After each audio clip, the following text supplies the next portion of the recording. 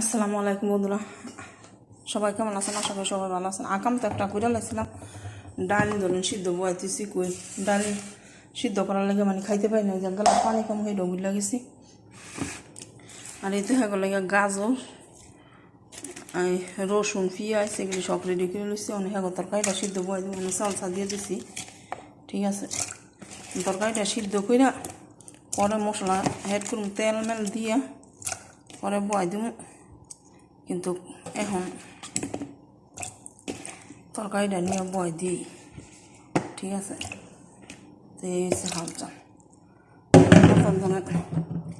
আমার আমি ডাল তো সিদ্ধ করে লাগছে। ডাল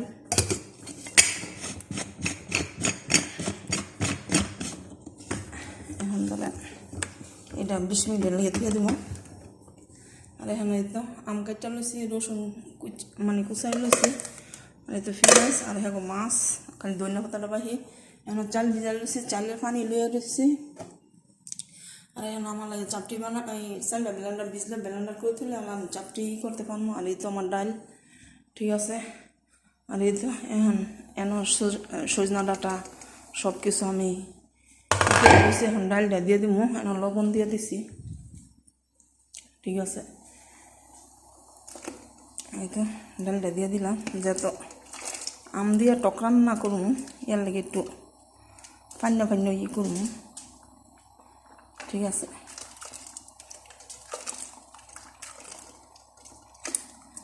যারা যারা ডাইলের পাগল আমার মতন হেরা ধরে ডাইলের ইয়ের ভিতর দিয়া রাইস কুকার দিয়া সিদ্ধ করে ফ্রিজে রাখিয়ে দিবেন। যখন খাইতে মন চান তখন গরম পানি আগে কইরা, আর সজনা ডাঁটা যদি দেন, ধরেন সজনা ডাঁটা এটি ধরেন আগে সিদ্ধ করে দেবেন। আমি এনে সজনা ডাঁটা দিছি, টমেটো দিছি, পেঁয়াজ দিছি, আবার ধরে নিয়ে দিছি কি জানি কয় এই পান্না কদু দিয়েছি। সব কিছু আমার দিয়া খালি বাহিরে নিয়ে মশলাটা হেড কইরা ধরুন শেষ করে দিই। তো এখন এটি ডাইলটা দিয়ে দিব। ঠিক আছে, তো সবাই ভালো থাকবেন। আমি এনে কাঁচামরিচ আমি দিয়ে দিছি, যত আম দিয়া ডাল জানো। এই তো আমার কথা হলো যাতে কিছু দিন যায় আমার। সবাই ভালো থাকবেন।